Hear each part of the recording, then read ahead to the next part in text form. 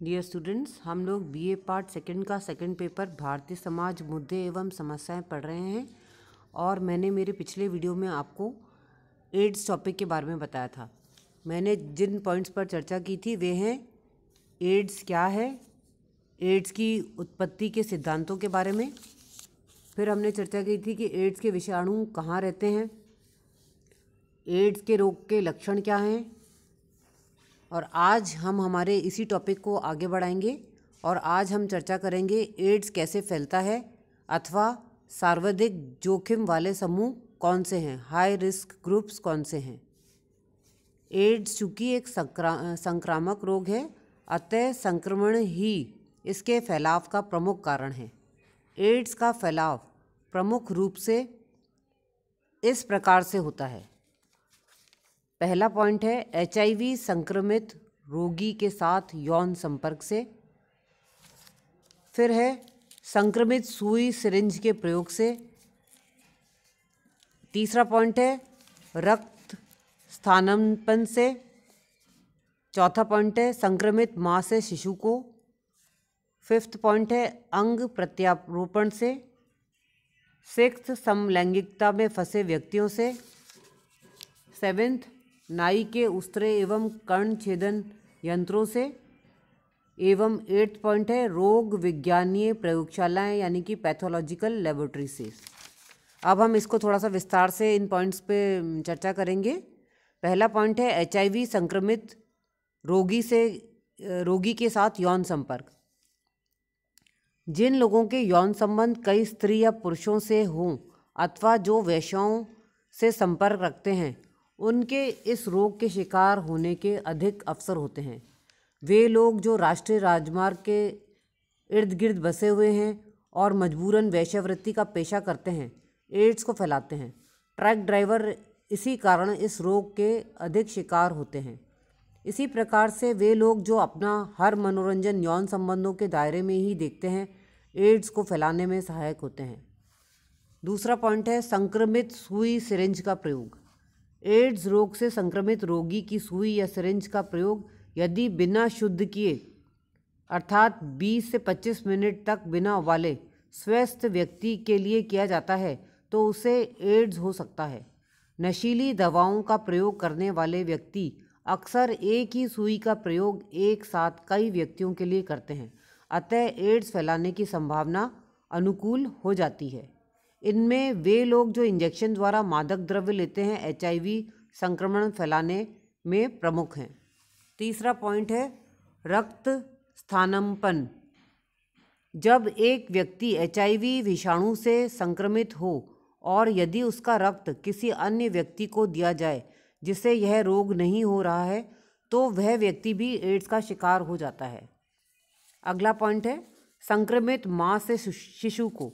यदि एचआईवी संक्रमित मां गर्भवती हो जाती है तो वह होने वाली संतान को जन्म के पूर्व गर्भ में ही या जन्म के समय या प्रसव के शीघ्र बाद शिशु को एचआईवी विषाणु संक्रमित कर देती है। इस प्रकार के संक्रमण को नहीं रोका जा सकता।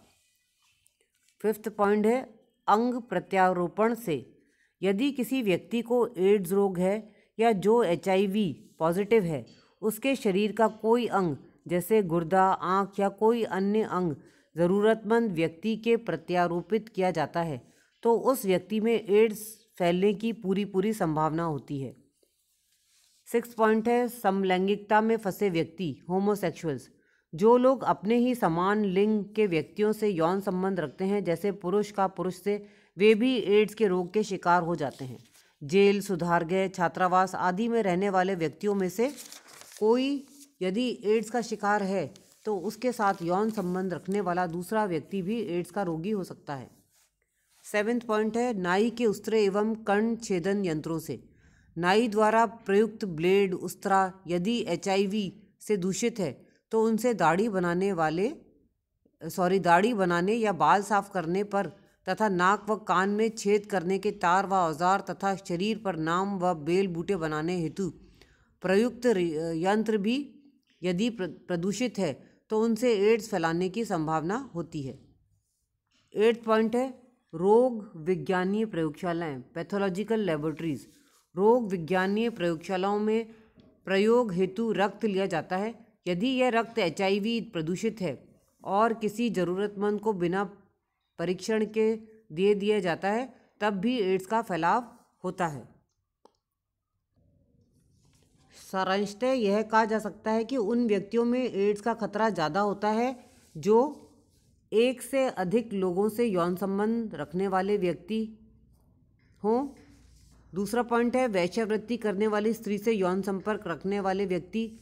थर्ड, नशीली दवाइयाँ इंजेक्शन द्वारा लेने वाले व्यक्ति। फोर्थ पॉइंट, यौन रोगों से पीड़ित व्यक्ति। फिफ्थ, एड्स से संक्रमित माँ से पैदा होने वाले बच्चे। सिक्स्थ, बिना जांच के रक्त का आदान प्रदान करने वाले व्यक्ति। सेवेंथ, समलैंगिक यौन संबंध रखने वाले लोगों को। एट्थ, पेशेवर रक्त बेचने वाले लोगों से रक्त लेने वालों को। और नाइन्थ है एड्स से ग्रसित पति द्वारा पत्नी को।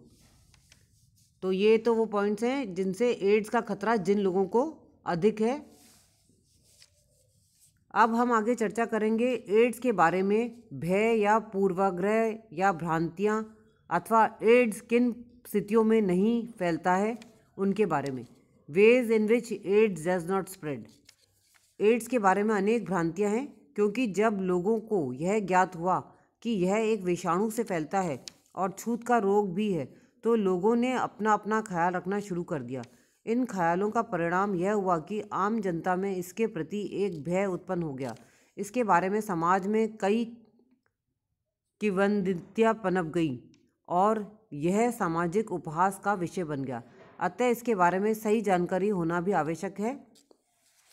इन स्थितियों में एड्स नहीं फैलता। पहला है, एड्स के रोगी से हाथ मिलाने से एड्स नहीं होता। सेकंड, चुम्बन एवं आलिंगन से भी नहीं होता जब तक कि उस व्यक्ति के मुंह या होठ पर कोई घाव, कटाव या छाले न हो।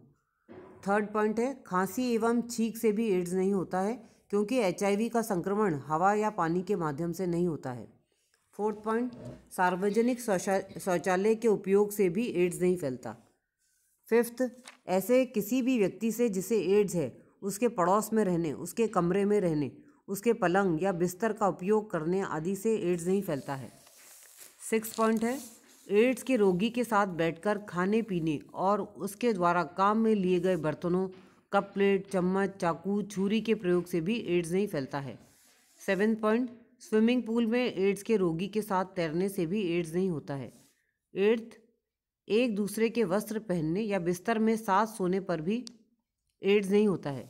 नाइन्थ पॉइंट, बच्चों के साथ खेलने से भी एड्स नहीं होता है।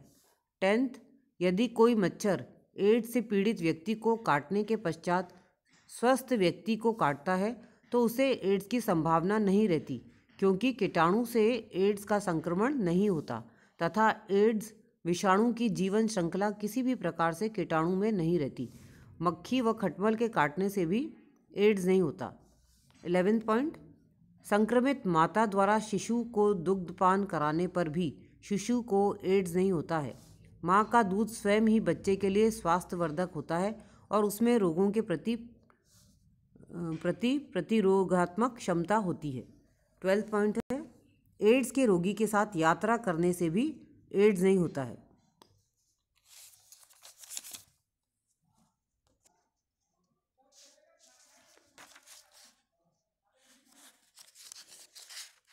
आज की क्लास में बस इतना ही। धन्यवाद।